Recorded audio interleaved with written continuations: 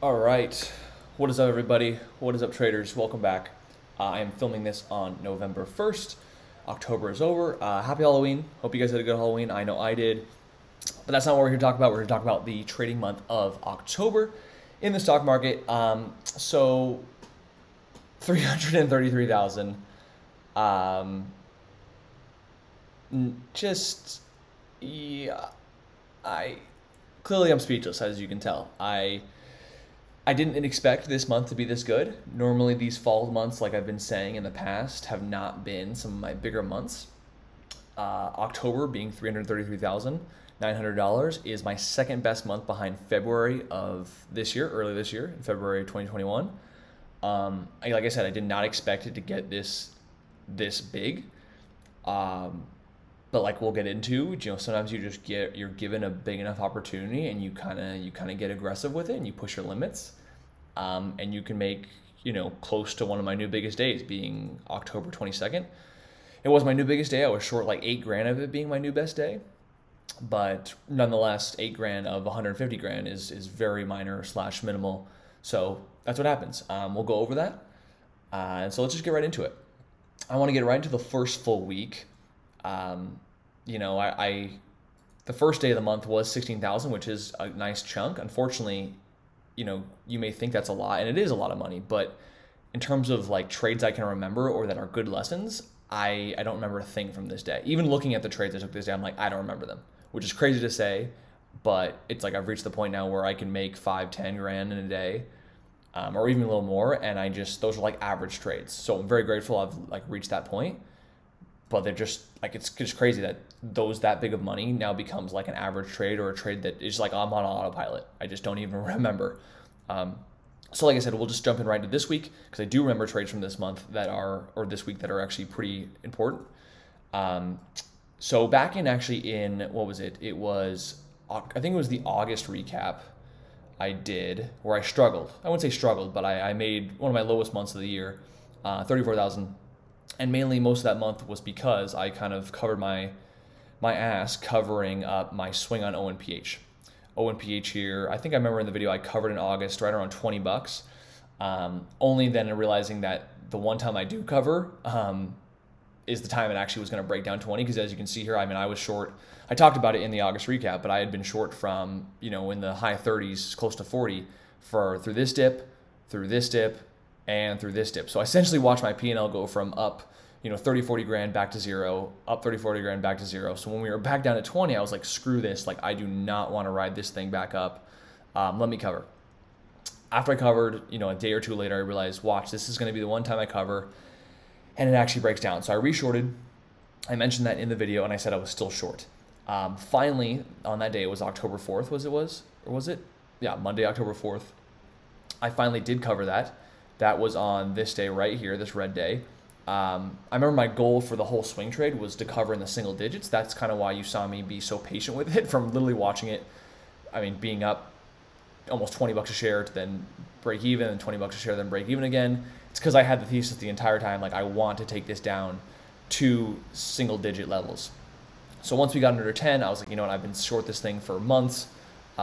Get me the hell out. Let me cover. So I did that. I covered for an additional 30 grand on top of what I made back in August on it. So that was really cool to see. And actually we ended up repumping a little bit, and I actually made about another 20 grand or so shorting this red day, which was later in the month. So that really added to it. Not much to really say about it. My very first video lesson I've ever made was on this kind of swing shorting promotional like pattern. So feel free, I'll put a link. Go watch that video that kind of talks about the strategy in general. I'm not going to waste time on it here. But that's what this was. I swung it. It worked like it usually does, and made 30 grand there. So that was really a great start to the month. Next was CEI. So CEI, took a lot of trades in this month, or on this ticker last month and this month. But specifically, I'm talking about this huge dump day. This massive red candle. So let's jump into the intraday chart. And it got like this because unfortunately I forget the fund that put out a short report, but once they put it out, the stock just collapsed.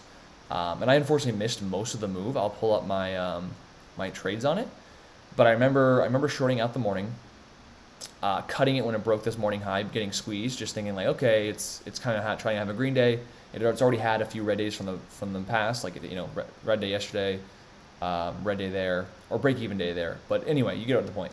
So I was just like, okay, it's probably gonna have a green day. Didn't want to get involved. Finally, I realized it was actually failing. If we pull it over here, it started to fail a little bit. I started getting short some of these bounces, and then it pulled down to the 270s, 260s, and I covered it all. I was like, sweet, awesome, another red day out of this. I made my money. I was prepared to walk away, and I remember seeing this bounce happen, and like just subconsciously, I kept telling myself, or I guess consciously in the very back of my head, I just kept saying, you need to get short. You need to get short. I didn't know why, but I just kept telling myself that, and I didn't listen because I couldn't find a reason why. I was like, it could go lower, but I already made my money. I made the easiest part of the move. Like why should I, risk losing more money if I think it could potentially bounce higher, even though it might go lower? So I didn't short. I should have listened. Did my brain know that the short report was going to come out? Absolutely not. But it would have been pretty freaking sweet to have shorted this bounce and then watch this thing collapse. And so I didn't really short any of this move from this panic from 270 all the way down to 150. I didn't catch any of it. I ended up actually dip buying it in the 150s, 140s here. Eventually, I did end up selling, I believe, around 170. Back when actually this red crack right here, you see this little small red candle crack? That's where I ended up selling. I was pretty convicted we'd get at least test 2, but we didn't. The bounce was much weaker than I expected. It was much heavier than I expected. So instead of taking it from like 150 to 2, I ended up taking 150 to about 170. Made like $4,000 or so on it. But then I eventually did reshort and covered into this pull, and that was that for the day, or for the trade on this ticker. I think I have it here. Yeah, so I remembered it pretty correctly. Like I said, played with it a little in the morning, just kept covering it because I thought it was going to green. Once it started failing, reshorted, like I said, covering those dips, didn't reshort that bounce, but then, took it long in my other account, E-Trade account, so it's not going to be on this chart. Reshorted when it was, again, still weak and wasn't going to bounce higher, covered it, and I ended up making $12,000 on that. So $4K on the long, $12K from this trade on the short. So about $16,000 or so on the day, which put me, right around 17. So maybe it made a few extra dollars somewhere else, but that's pretty much most of this week. Into the second week, again, also CEI on this day, which made me close to $23,000. And it's funny, like going back to the daily chart here, you'd think, the first few red days would be the days I'm most aggressive and I'm making the most money. Due to me, I think just poorly trading it pretty poorly and not really sizing in the right spots. I made good money. I just did not make nearly as much as I probably should have on an opportunity like this. And it wasn't until this bounce short that I actually made the biggest trade on it of them all, which is usually not the case for me. Usually the bounce short is like one of my smallest shorts on it. So again, let's go back to the monthly chart, or the intraday monthly. So this is a bounce short. I mean, it got dumped all the way down to, what was it, like 70 cents, and then rebounded back to, mid twos. And unfortunately, I got pretty, I wouldn't say greedy, but I got very biased. I was so, if you've heard me say before, like I'm so bearish, I'm bullish. Like I just want something to go as high as humanly possible because it's just going to be that much better of a short. So when I saw this thing gapping up from, close around 170s and it's gapping up above 220, I'm like, please take this thing to $3. Like send it back as high as possible. Go back to 4, something ridiculous. Like I just got very biased in thinking that it should go higher, and it could go higher. So I was very wrong, right? I got too biased. I did not react to the price action. So this whole morning sell-off, I pretty much missed. If we go to my trades here, so yeah, you can see it here. Was very biased. I mean, just did not think it was going to crack. Finally, when it did crack here, I pretty much realized, okay, wow, yeah, I am dead wrong. I need to be looking potentially for a bounce to get short. Now, I thought we can probably bounce back to $2 back into this VWAP area. As you can see, we didn't. We never really made it above $2 again. So once we cracked here again, I knew at this point, okay, we are much bigger than I expected. I snapped out of my bias of any idea of it going of this thing actually working on the long side, or at least going higher in my case. So that's why you see me actually starting back when red. Immediately covered, knowing like this is kind of a chase, right? Like if I want to be at like a good risk reward area to short, it should have been up here. It definitely should have been into this bounce. So shorting down here, like I did not want to overstay my welcome, which is why I ended up covering. Luckily, it ended up being a really great bounce, or a really great cover, I should say, near the low of day. Unfortunately, I knew some kind of bounce was going to come, and I wanted to swing short this bounce overnight. However, because it was so weak, I almost switched my bias from being super bullish to almost too bearish. So you see here, this starter short. Terrible. Not a good place to start in short, because that was pretty much near the like kind of a higher low to then start the actual bounce. Thankfully, it was just a starter. So by all means, I was not like worried or in a position I couldn't handle. It was very small, it was very manageable. And this is where I took most of my size. And I ended up getting an average around like 180. Swung that down, covered some into this dip, covered some into the close just because I didn't want to swing as big a size I had overnight. I don't remember exactly how many shares I had, but I just know, I remember feeling uncomfortable, and I knew if I had sized down, I'd feel much comfortable taking overnight. And so I did. The next morning, this is the next morning here, I eventually, once it failed, I ended up re-adding the size I covered.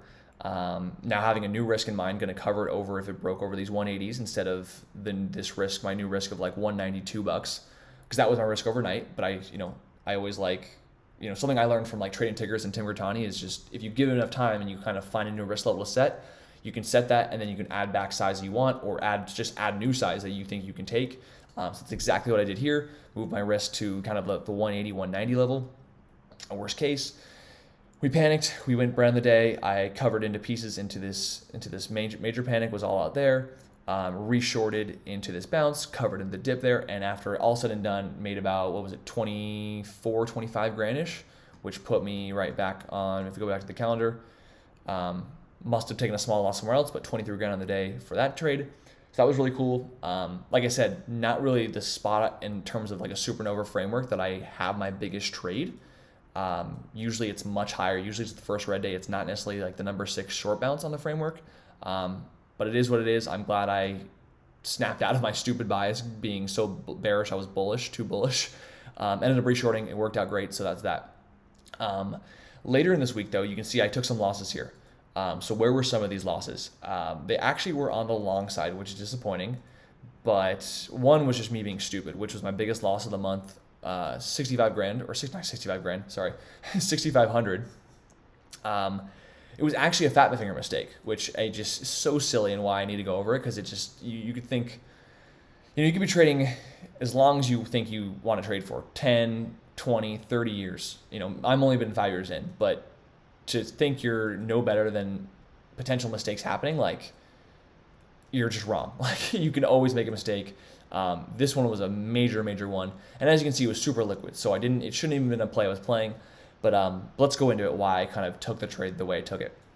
So a day before I took this trade here, I forget what's the ticker. I think it was MWWC. It was an OTC runner that had out like crypto acquisition news. Crypto was hot, right? We made new highs in Bitcoin in October. Crypto's kind of getting hot again. I think we're going to make new highs later this year. Besides the point, crypto is hot. A lot of crypto stocks are running. The day prior, MWWC ran on crypto acquisition news. It ran like over 100%. In pre-market, MJWL had crypto acquisition news. Clearly wasn't as good, but it was crypto news nonetheless. So I immediately thought, man, like, this is where this trend starts. I've seen this before. This is where like some sector momentum might kick in. Any stock with crypto news might run big. We didn't really see that. I kind of got too excited, but I'm sure we will see that going into the next few months, especially as crypto gets more hot. However, because they had this acquisition news, I thought to myself, I'm going to buy right out the open, and this thing's going to run huge.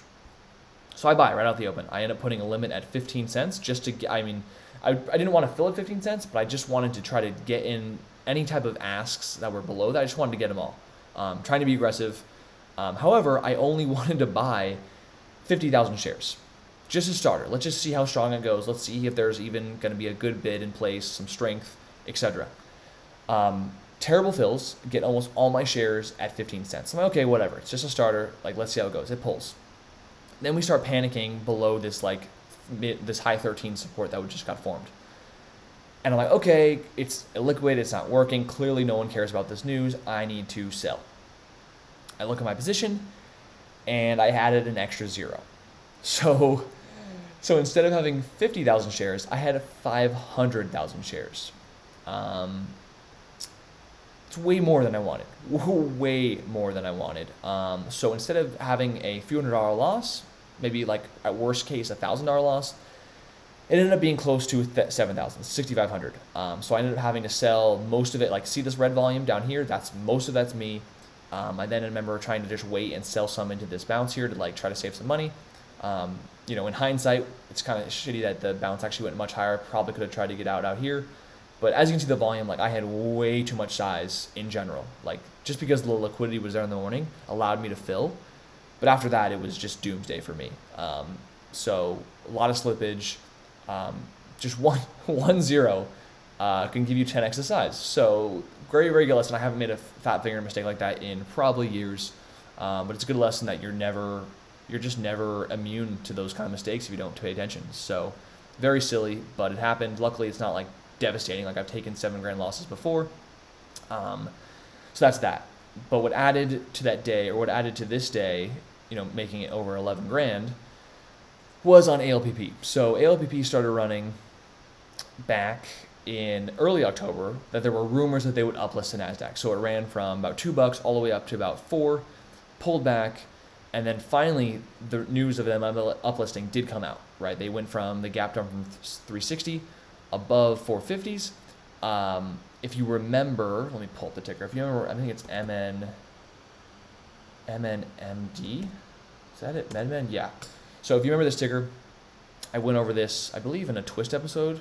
Went over it somewhere, but I'll go over it again. So if we go back when they uplisted to NASDAQ, they released it, it gapped up, and then it ran massively for about 2.5 days, uplisted to NASDAQ, and then sold off.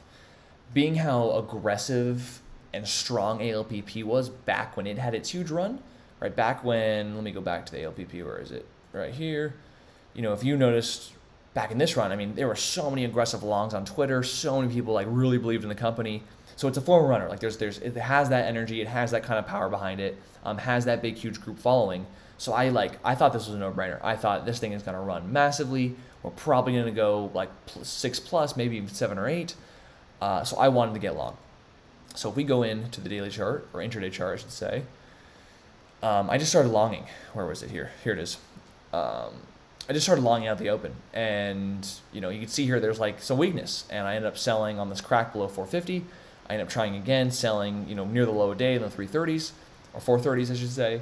And unfortunately, like when I actually started trying to buy more, like in terms of like, okay, the morning weakness is over, now we're gonna bounce, I don't feel a thing. So it was filling in a weakness because I just kept selling and rebuying into this weakness. But then once strength came in, didn't feel a thing, missed a lot of upside there, and so I got really upset and kind of frustrated with this ticker.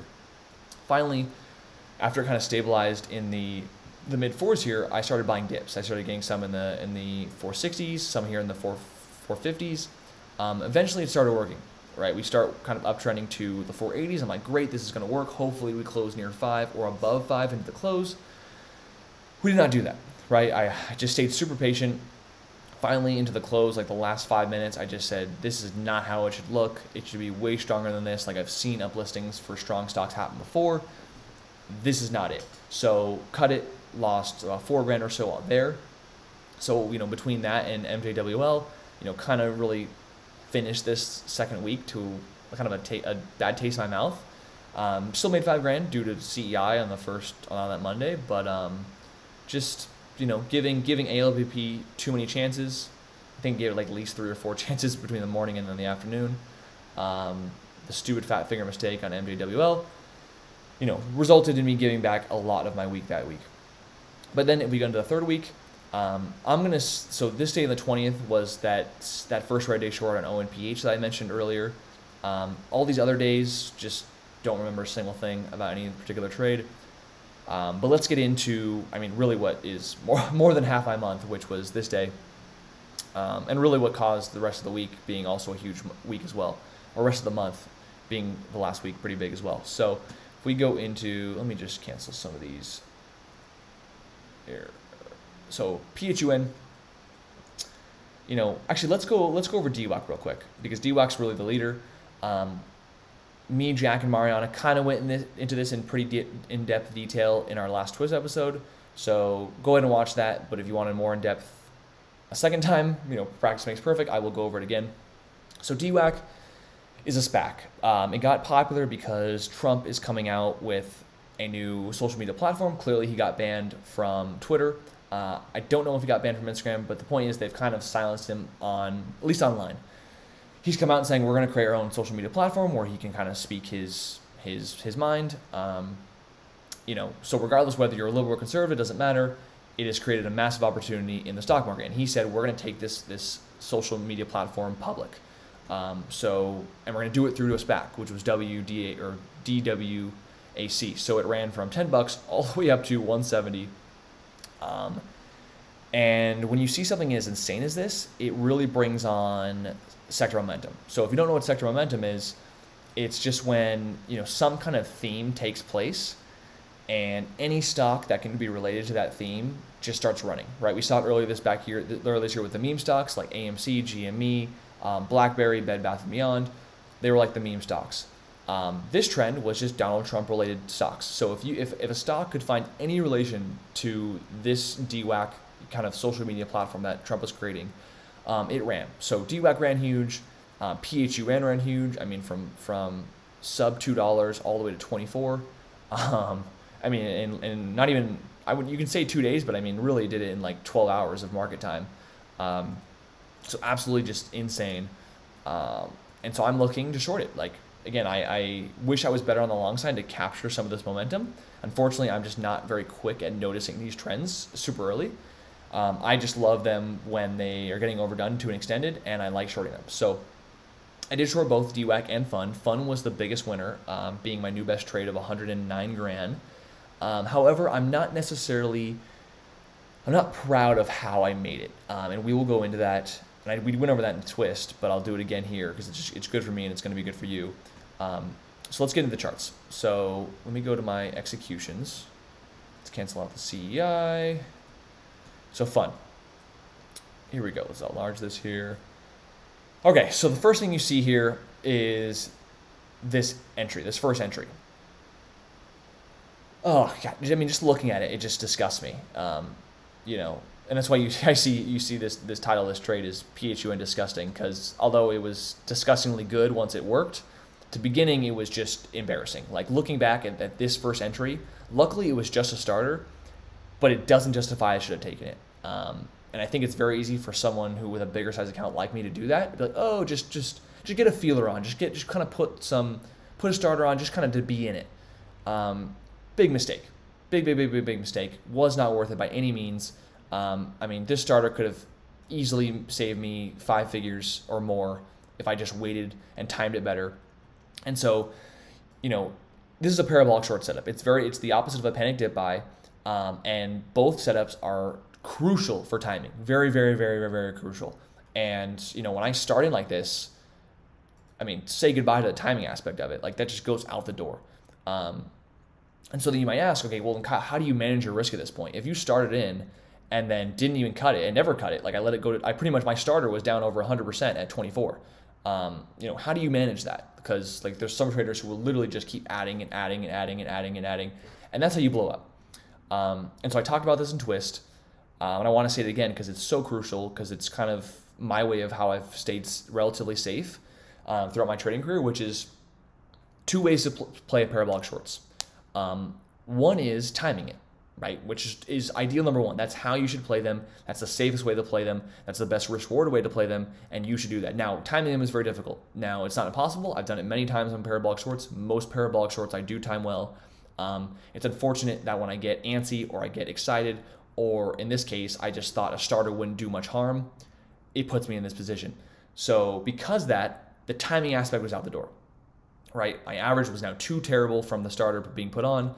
I have to go to my second scenario, which my second scenario is taking a position size of my account to where, risking blow up, the odds of a blow up is so small, I'll take those odds. So this is not ideal at all. By no means is this like the route you want to take. However, it's a safety net for me so that if I do get stubborn, right? I'm a human being. I'm not perfect. I'm not a robot by any means. I got stubborn. I started in too early. I got undisciplined. I started in too early. What's my backup plan? What's my security net? Some people like using a daily max loss. I personally have not chosen that route solely because I don't like trading my P&L. However, I will like to know how much of a dollar position of my account I have in any one stock. So that way, any volatile move that I just don't plan for or haven't planned for and it comes out of nowhere, I'm still relatively safe. So that's what I did. I said, okay, let's try to my second ad my second ad should be my last ad. I remember telling myself that, and it cannot be over a certain percentage of my account, total dollar size. So that way, once the top is in, my account can easily handle it. And once that top is in, that is my new risk level. Similar to the dip buy, right? Once the dip buy turns, that's my risk. Once the parabolic fails, that's my risk. Okay, so that's why you see me add here.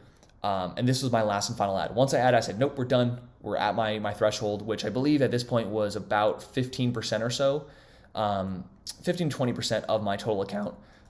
So for me to physically have to be blown up, this would have had to gone over $100.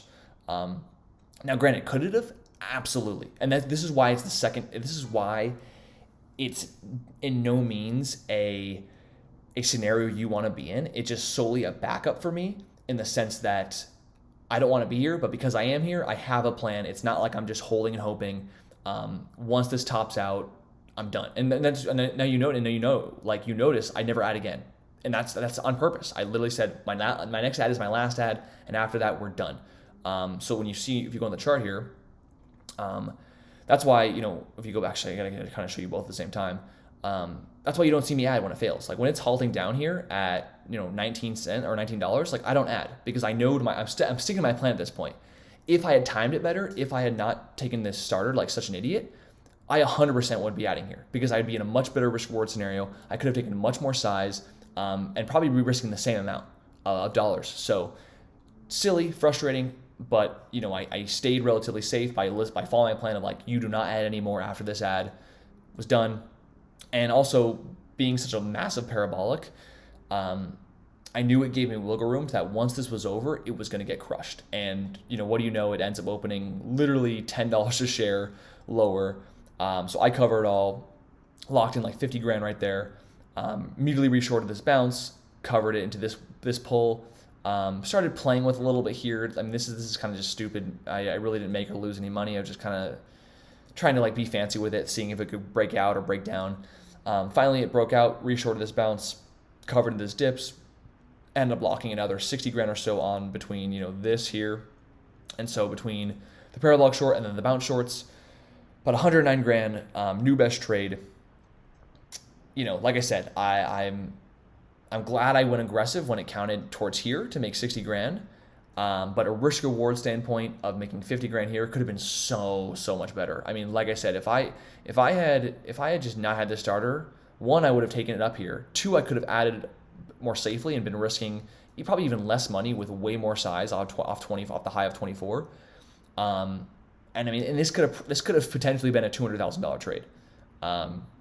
Now, granted, it could have been way worse too, right? Like I said, this could have. I mean, there's no saying that this could have gone to 30, and at some point I would have had to cut it hopefully before the blow up, and had probably my new biggest loss. So, very risky, not for beginners by no means, but it's how I've managed my risk in the worst case scenarios, and I got away with it. But by no means is this something I'm necessarily proud of. By every means, it's something that I want to continue to strive for, timing it better. And this silly starter is just a no-no. It's just something I don't want to go moving forward. So that's kind of how I handled it and how I plan to handle it in the future. Now, DWAC, same scenario, however, much better in terms of sizing. So I did a similar kind of plan as PHUN.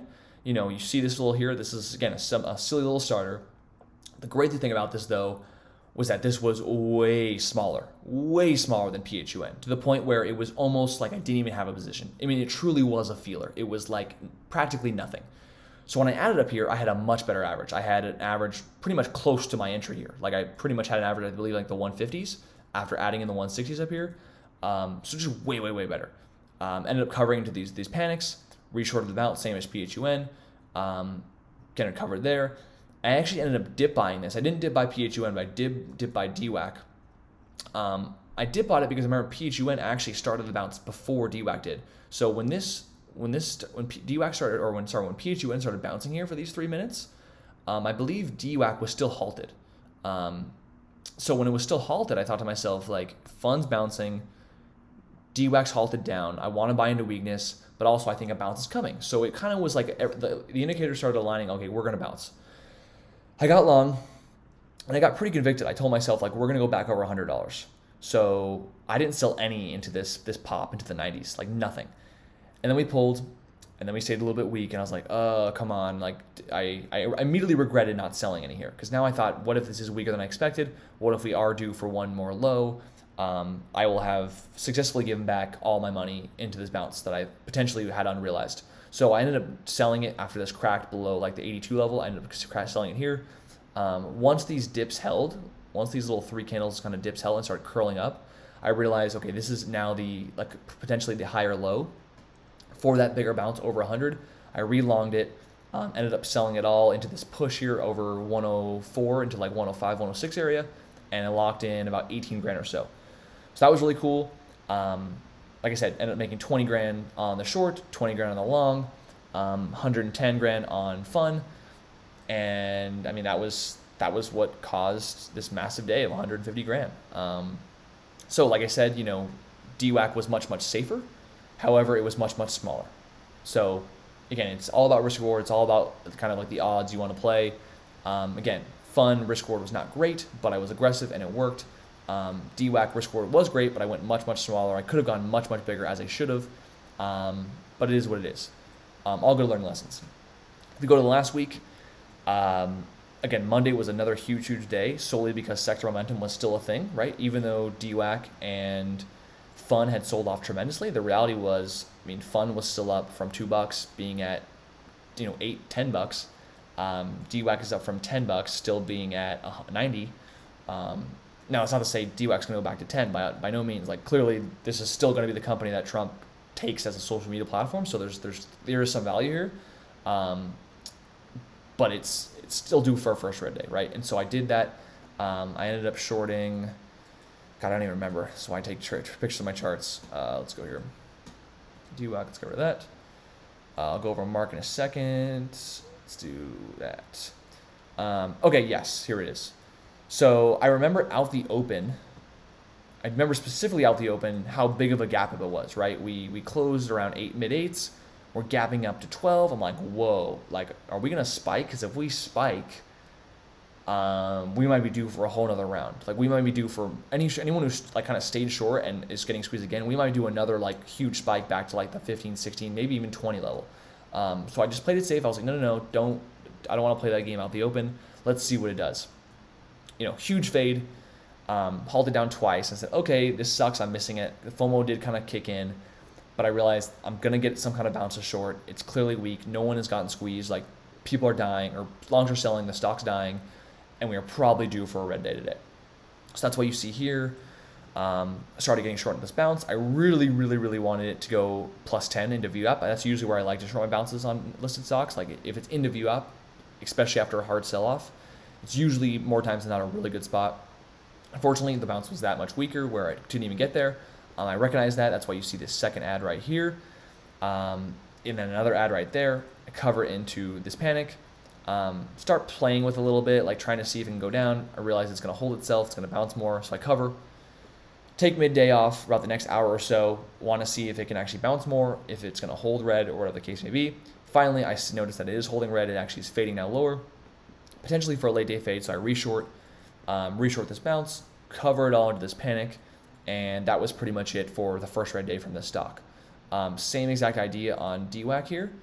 DWAC didn't halt down and sell off as hard as Fun did, so I was able to kind of get short while Fun was halted, and DWAC was kind of bouncing around a bit. Again, same idea, covered into the dips, reshorted some into VWAP here when it bounced, covered again into more dips. The same cover here was the same cover here for Fun. Like, I just realized they were stronger. Like, the morning sell-off was over. They might have a strong midday down bounce. I want to avoid that. So again, same thing. Took about an hour or so off. once everything was weaker. Once Fun was really selling off, I knew DWAC would likely follow. So that's why you see me get short there. Covered in the panic, late day fade, and again, both went sideways late day, and that was pretty much that. So I believe both these were, Fun was 22K, DWAC was 17K, and then Mark, the third runner of them all, was, I believe, 15K. So now Mark, I haven't gone on more of Mark yet. Mark, again, was another sympathy to it. Was a little bit late. It didn't have this huge parabolic move like DWAC and Fun did. It was late to the party as a sympathy play. However, it did gap up. I mean, as you can see, ran from $1, closed at $2, and then gapped up to, I mean, it was up in the 8s pre-market. So like up 400% before the market even opened. I mean, that's insane. And so I knew if DWAC and Fun were gonna die, Mark was certainly going to die, because it's incredibly difficult for a stock to hold such a large gap as it is, especially a sympathy play. Like if Mark had like legitimate news separate from the sector, then okay, maybe makes sense. Maybe they actually have some value. But being solely a sympathy play, if the leaders die like Fun and DWAC did, the sympathies are for sure going to die. So I remember shorting, I believe I started into this first bounce here right into $6, reshorted some more into the mid 5s, and then covered into these panics, and then unfortunately did not try to reshort into the sideways action, although this late day fade looks like the same fade as DWAC and Fun did. It would have been nice to short that. I just didn't. So again, if we go to, let me get out of here. So yeah, here's the trades. Like I said, shorting that first little bounce, you can barely see it just because this chart zoomed out. Added more into that bounce, covered here. One more short, covered there. Didn't reshort the rest of the day, even though I probably should have as it faded more. And that was 15 grand there. So 50 grand, 55 grand on Monday. For the 26th and 29th, same thing. I mean, no notable trades, but I mean, I pretty much milked DWAC and Fun as much as I could if I ever saw like a red day. You know, again, this day shorted some. I forgot how much I made, but that contributed to this day. The 29th, I also shorted it again, which was... Is it 29th? Yeah, shorted into this fade, avoided this bounce. Even today I shorted it. Even today I made like 4 grand shorting it into this pull, and then covered it into like this. I unfortunately missed this fade later in the day, but you know, when you, like I said, we get such a big runner, such a massive percent gain, and even after the first red day, it's still up hundreds of percent. I mean, there's just going to be so many more red days to come that you can milk it. And so that's what I did. You know, that's what will I keep doing that? You know, yes and no. I think at some point some kind of bounce will come, especially if DWAC puts out more news about the progression of whatever social media app Trump wants to put out there. So I'm probably done shorting it, but just like I said, I mean, to kind of round out the lesson that I mentioned at the beginning of the video, like that's what you do when you have such large opportunities. Now, granted, do you do what I did and start in too early and put yourself in a more dangerous scenario than you had to? Absolutely not. However, you know, these parabolic shorts, these supernovas, with my account size, with my experience, I knew this was a trade to size up on. I knew this was a trade that I could make a lot of money if I was correct, and if it worked out correctly, it did. And so I got paid out big. New best trade, almost new best day, second best month. In terms of like my stats, I win rate's great in 73%. This is probably the best average loss to average win I've ever had. Now, granted, it is skewed. Like when you have when you have a 6-figure win, like this is going to be way bigger than it is. But still great to see. You know, average percent loss is about half of my average percent gain. Always love to see that. So yeah, that's how it led to 333,000. Like I said, sometimes you only need one play. I mean, you might be watching this video and thinking like, man, making 150 grand is amazing. And it is. It totally is. I'm not denying that at all. But to kind of help you understand the gravity of how big Fun and DWAC were for at least for an experienced and relatively safe short sellers. I mean, I wasn't even the biggest trader. Like Jack made 600 grand. Dux made 6 million, or at least he tweeted about it. Not that I don't believe him, but it's incredible to see the levels that you could actually reach with the right size, with the amount of capital, with the amount of experience. there's just so much opportunity. And it's not and I don't say that in a way of like, oh, poor me. It's not like that at all. It almost motivates me. It's like, wow, I made this much and there's still be more to be made. Sorry, let's close these out here. And it's just like the amount of levels are just tremendous. So I don't want to say it's unlimited, but it sure seems like that when you get some of these massive opportunities. So, like I said, going forward, I need to be safer. I need to cut out those bullshit starters, especially as we move into the winter months. Market gets much more busier. I've been pounding the table for months. If you follow me closely, like I think crypto's going to go big. It's only going to go bigger, and I think we're going to see that next few months. So I want to be prepared for that as well. So yeah, guys. Hopefully I got all over the points I wanted to go over. Thanks so much for watching. I will see you guys in the next video. Comment what you like, dislike, maybe new things you want to see. Other than that, again, thanks for watching. Like, subscribe, and I'll catch you guys next time. Later.